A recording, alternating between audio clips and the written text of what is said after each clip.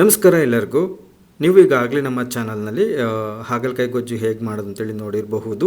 ನೋಡಿಲ್ಲ ಅಂತಂದರೆ ಇಲ್ಲೇ ಲಿಂಕನ್ನು ಕೊಟ್ಟಿದ್ದೀನಿ, ಅದನ್ನು ಕ್ಲಿಕ್ ಮಾಡಿ ಕೂಡ ನೋಡಬಹುದು. ಈ ಹಾಗಲಕಾಯಿ ಗೊಜ್ಜು ಜೊತೆ ಮೆಕ್ಕೆಜೋಳದ ರೊಟ್ಟಿ ಅಂತೂ ಸೂಪರ್ ಕಾಂಬಿನೇಷನ್ ಅಂದರೆ ಸೂಪರ್ ಕಾಂಬಿನೇಷನ್, ಅದ್ಭುತವಾಗಿರುತ್ತೆ. ಆಯಿತಾ, ನಿಮಗೆ ಗೊತ್ತೇ ಇದೆ, ನಾವು ಜೋಳದ ರೊಟ್ಟಿ ತಿಂತೀವಿ, ಅಕ್ಕಿ ರೊಟ್ಟಿ ತಿಂತೀವಿ, ಬೇರೆ ಒಂದೆರಡು ಅವು ಇವು ಅಂತ ರೊಟ್ಟಿಗಳಿದ್ದಾವೆ. ಆದರೆ ಮೆಕ್ಕೆಜೋಳದ ರೊಟ್ಟಿಗಳನ್ನು ನಾವು ಮಾಡಿರೋದು ನೋಡೇ ಇಲ್ಲ ಅಂತ ಅನಿಸುತ್ತೆ. ಇತ್ತೀಚೆಗಂತೂ ನಾನು ಅದು ಕಣ್ಮರೆನೇ ಆಗೋಗ್ಬಿಟ್ಟಿದೆ ಆ ಒಂದು ರೆಸಿಪಿ. ನಾನಂತೂ ನೋಡೇ ಇಲ್ಲ ಮಾಡೋದನ್ನು. ನಮ್ಮ ಅಜ್ಜಿ ಮಾಡ್ತಿತ್ತು, ಅಂದರೆ ಅವ್ವ ಅಂತಿದ್ವಿ, ನಮ್ಮವ್ವ ಮಾಡ್ತಿತ್ತು. ಮಾಡಿದಾಗೆಲ್ಲ ತಿಂತಿದ್ವಿ ಚಿಕ್ಕವರಿದ್ದಾಗ. ನಮ್ಮವ್ವ ಹೋದ್ಮೇಲೆ ಮುಗೀತು, ಮತ್ತಿನ್ಯಾರು ಮಾಡಿದ್ದು ನಾನು ಕಂಡೇ ಇಲ್ಲ. ಆರೋಗ್ಯಕ್ಕೆ ತುಂಬ ಒಳ್ಳೆಯದಿದು. ಅದರಲ್ಲೂ ರಕ್ತಹೀನತೆ ಇರುತ್ತಲ್ಲ, ಅವ್ರಿಗೆ ಮೆಕ್ಕೆಜೋಳದ ರೊಟ್ಟಿಗಳು ತುಂಬ ಒಳ್ಳೆಯದು ಅಂತ ಹೇಳ್ತಾರೆ. ಆಮೇಲೆ ಶುಗರ್ ಇರೋರಿಗೂ ಕೂಡ ಈ ಮೆಕ್ಕೆಜೋಳದ ರೊಟ್ಟಿ ಒಳ್ಳೆಯದು ಅಂತ ಹೇಳ್ತಾರೆ.